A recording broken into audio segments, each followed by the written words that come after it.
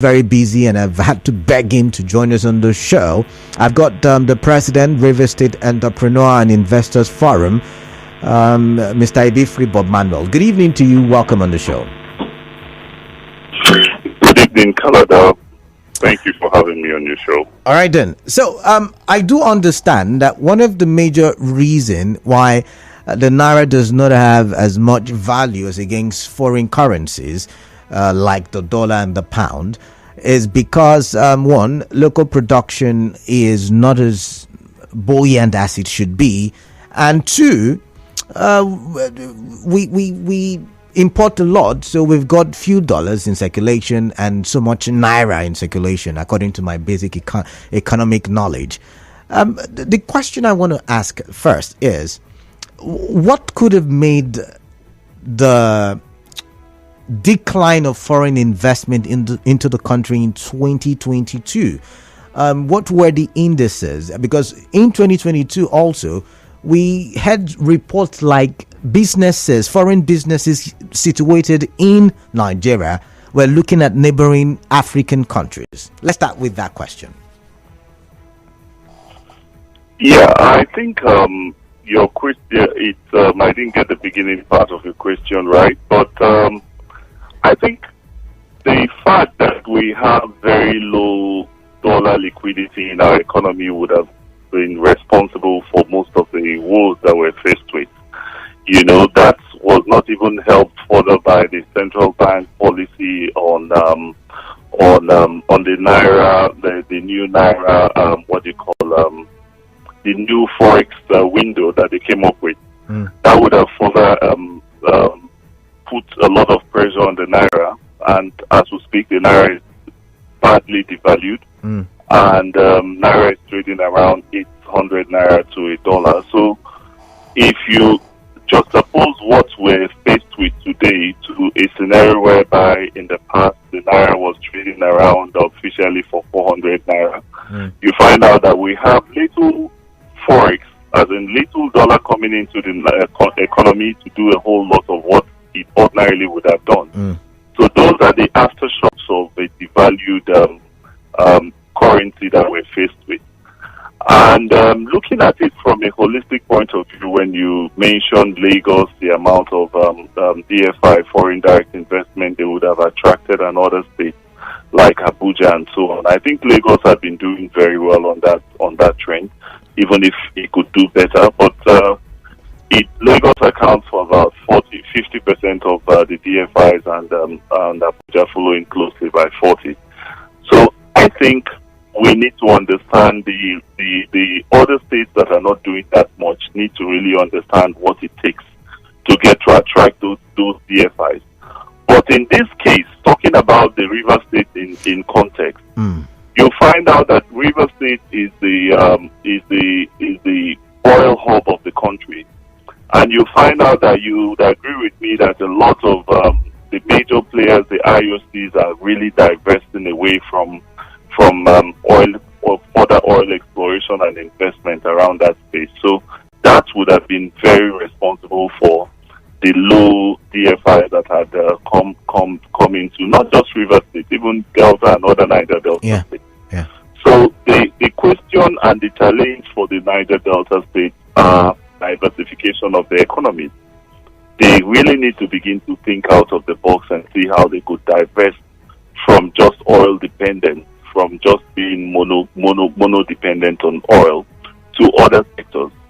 If you take the case of Lagos, you find out that a state like Lagos do have a more favorable disposition to private partnerships and private investments in different sectors in the economy, and they keep rolling out and they keep coming up with all of those competing. It's very easy to risk your climate for different local or foreign, to find it stable and find it and to invest.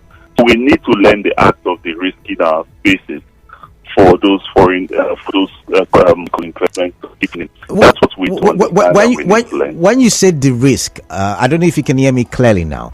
Can you hear me clearly now? Sure, I can. All right. Yeah, when you said the risk, the first question is, in 2022, we saw the then administration, because it was in and majority of its projects were on kind of roads leaders, according to its art time, it opened up the capital and by extending the airport so that investors, that's the word was used, so that investors come to the state. I remember the last time I had a conversation with you was on the issue of the relocating his refinery that could be situated in this state. When you talk about the risk, do you think the government has done enough to create that right atmosphere, that right land for investors to feel safe and feel okay to put their investments in River State?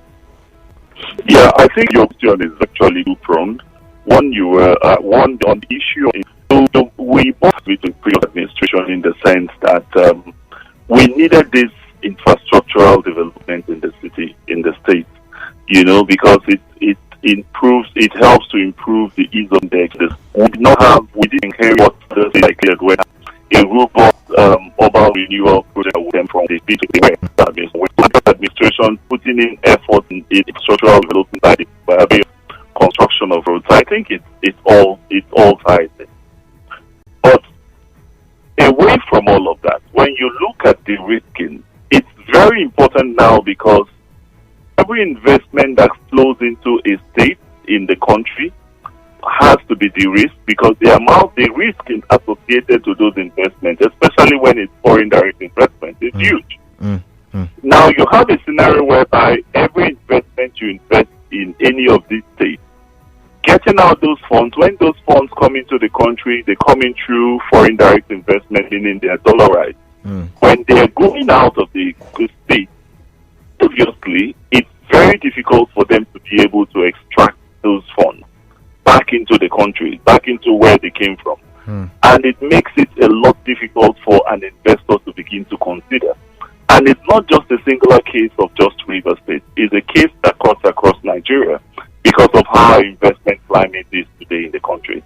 So you find out that even direct, portfolio investments find it very difficult to even come into the country again, because getting out those same funds out of the country is challenging. So basically, what other states like Lagos are really trying to wrap their heads around, and I think they've done very well, is the attitude, is the act of de-risking those investments. And basically, when I mean the risk, they now find a way to become participants, be it participating shares in such investments. But other states have not been able to understand the dynamics and how to go about getting to pick up those minority interests and minority stakes in those investments. So it makes investors shy away from such states like Rivers State. But when they begin to understand, when our functionaries, our government, the functionaries begin to understand that, look, they need to have a participatory interest in those investments, it makes it a lot easier for investors to begin to look the way of Rivers. Because I think we have a lot of potentials in Rivers State. The potentials are humongous in Rivers State. And the only way we can really get this kind of investments that we've all been looking forward to is when the government begins to understand how to de-risk it. And in de-risking it, it must not be even in cash. It might be in kind and all of that. I'll give you a typical scenario. All right. Take the investment of what you call the Bobmanuel in Lagos. They worked into partnership with the Lagos State government to provide electric cars in Lagos. Yeah, okay. If you look at those electric structure, the way it's structured, this state government would have provided infrastructure, ground infrastructure for them, and they would have taken a 20% equity in that investment. It encourages the investor to say, okay, if the state could believe as much as taking an equity in this investment, it means they're serious and they understand the importance of the funds that are coming in. And not just the investor, even the banks that eventually will be giving them such finances to fund such projects would understand that the states are serious. But if the state is not committed as much as taking those minority stakes and those interests, it makes it difficult for even the investor to convince his financiers to be able to put the money where the mouth is. All right. So the major issue is de-risking, like you've said, having government get part in or be a participant in these investments, like a public-private partnership, PPP. That's what you've said.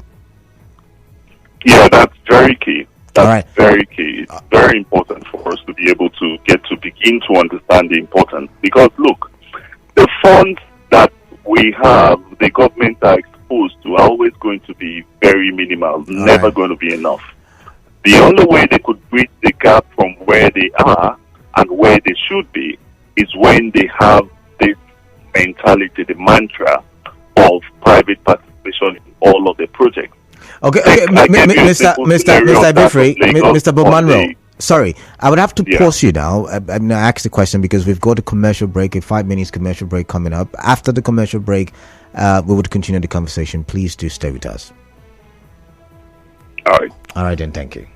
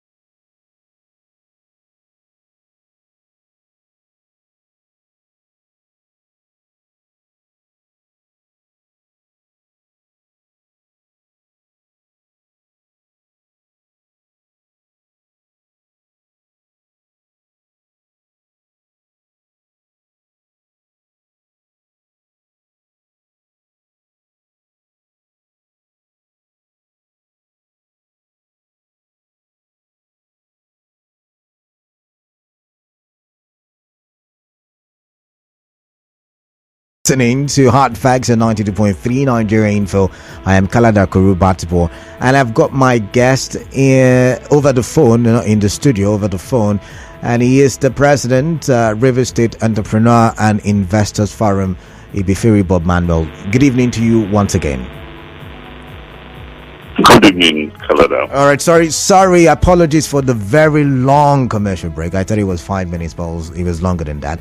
So, to the next question, we're talking about de-risking, and simply put, it means that the state government would have to participate in that investment to give the investors, that confidence. So the question I want to ask now is, how do we get these investors? Because, like you rightly said, it's not just a River State thing; it's a national thing. But what can the state government do to go attract those foreign investors into the country, and specifically into River State? Because given a state with such high potential, having zero foreign investors does not augur well for the state. I think the state could start out by do a proper investment case for the different sectors that they intend to have those direct investments in, and that would be a good place to start it out. Because the market is here basically because of our sheer number in the state and in the country. Nigeria is always the bride for every investor coming into Africa. So, but we need to make investment case for all of those sectors. Now, if you take, for instance, River State, our shared size, the number of people, the citizens, the people we have situated, domiciled in Port Harcourt, is a handful in the state. So, if we look at, we take the transport sector, just like what the state government just did of recent. I think they did a flag off of yesterday of the mass transit bus scheme. Yeah. I think that's well intended, very good on the part of the government, but it still shows that the government needs to understand the pivotal role the private sector could always come in and play for them. Because if you just oppose the scenario of what you have in Lagos, you have a case in Lagos where you have the private sector investing in the private sector, in the transport sector by provision of what they call electric buses. Electric buses, yeah. And in this our case here, where we're using we invested in buses that would convey people around. Now, what you need to look at is the long-term benefit of it. The long-term benefit of it is if you have a case study where the state invests, goes into facilitating such an investment through a private interest. You find out that the private interest will end up bringing the chunk of the money that will be invested in that space. And the state government, on the other hand, will provide the infrastructure, will provide the the assurances and the taxes, rebates, and all of that, and so on. And maybe in some cases take 20% of that investment. But it's a one-off. If the state invests that sum, it's going to be a one-off. And if it does that one-off investment, and it's projected to be maybe a 3-4 years investment, within the end of that 4 years, that one-off investment of 20% that the state would have invested in would have been coming back as a way of dividend, as against when you invest directly and you're investing through the public sector. You have to pay a lot of bloated salaries, and you eventually have to go through the process of everyday managing and all of that. And we both understand, as Nigerians, government has not done very well in managing of those kind of services and businesses. So this is where the private sector gap remains. And not until we make a proper case of different sectors that we intend the private sectors to come in and invest, it's always going to be difficult for the private sector to weigh up its proposition to invest. Because, mind you, the funds that are readily available to be plowed into such investments are very limited and scarce. So whenever you make a proper case, the case you're making would obviously de-risk that state for the